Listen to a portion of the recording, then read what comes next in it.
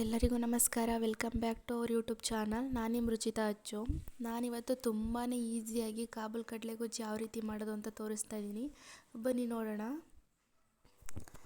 ಕಾಬೂಲ್ ಕಡಲೆಗೊಜ್ಜು ಮಾಡಬೇಕಂದ್ರೆ ಒಂದು over night Kabul ಕಡಲೆನ ನೆನೆಯಾಕಬೇಕು. ನೆಂದ ಮೇಲೆ ಒಂದು 3 ವಿಸಲ್ ಕೂಗಿಸ್ಕೋಬೇಕು. ಒಂದು ಪಾತ್ರೆ ಇಡೋಣ ಗ್ಯಾಸ್ ಮೇಲೆ. ಸ್ವಲ್ಪ ಒಂದು 3-4 ಟೇಬಲ್ ಸ್ಪೂನ್ ಆಯಿಲ್ ಹಾಕೋಣ.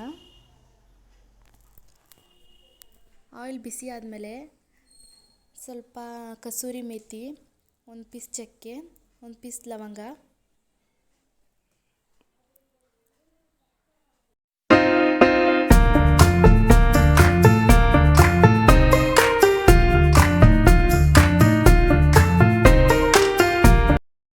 ಒಂದೆರಡು ಈರುಳ್ಳಿ ಹಾಕಬೇಕು. ಈರುಳ್ಳಿನ ಚಾಪರ್ ಇದ್ದರೆ ಚಾಪರಲ್ಲಿ ಕಟ್ ಮಾಡ್ಕೊಳ್ಳಿ, ಇಲ್ಲ ಅಂತಂದರೆ ಸಣ್ಣದಾಗಿ ಕಟ್ ಮಾಡಿಬಿಟ್ಟು ಹಾಕಿ. ಈರುಳ್ಳಿ ಎಲ್ಲ ಚೆನ್ನಾಗಿ ಬೇಯಬೇಕು. ಬೆಂದಮೇಲೆ ಒಂದು 2 ಟೇಬಲ್ ಸ್ಪೂನ್ ಶುಂಠಿ ಬೆಳ್ಳುಳ್ಳಿ ಪೇಸ್ಟು ಆ್ಯಡ್ ಮಾಡಬೇಕು.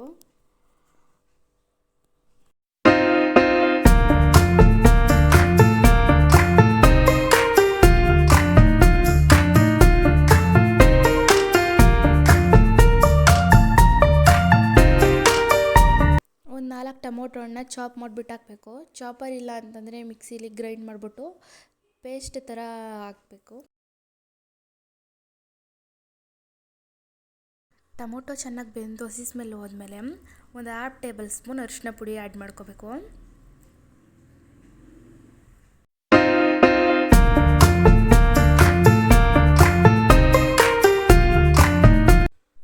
ಒಂದು ಟೇಬಲ್ ಸ್ಪೂನ್ ಅಚ್ಕಾರದ ಪುಡಿ ಹಾಕಬೇಕು.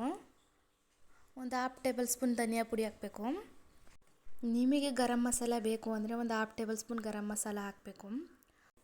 ಕೂಗಿಸ್ಕೊಂಡಿರುವಂಥ ಕಾಬೂಲ್ ಕಡಲೆನ ಆ್ಯಡ್ ಮಾಡಬೇಕು.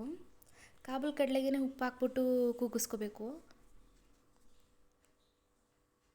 ಇದನ್ನೆಲ್ಲ ಮಿಕ್ಸ್ ಮಾಡಿ ಒಂದು 10 ನಿಮಿಷ ಬೇಯೋದಕ್ಕೆ ಬಿಡೋಣ.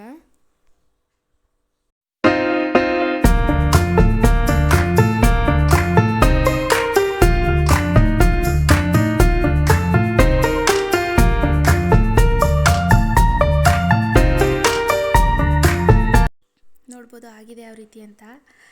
ಇದು ಚಪಾತಿ, ಪೂರಿ, ಅಕ್ಕಿ ರೊಟ್ಟಿ ಇದಕ್ಕೆಲ್ಲ ಬೆಸ್ಟ್ ಕಾಂಬಿನೇಷನು. ಯಾವ ರೀತಿ ತುಂಬ ಸುಲಭವಾಗಿ ಮಾಡಿದೆ ಅಂತ ನೋಡಿದ್ರಲ್ಲ. ತುಂಬ ಈಸಿಯಾಗಿ ತುಂಬ ಟೇಸ್ಟಾಗಿರುತ್ತೆ ಇದಂತೂ. ಚಪಾತಿ ಪೂರಿಗಂತೂ best combination. Thank you for watching my video.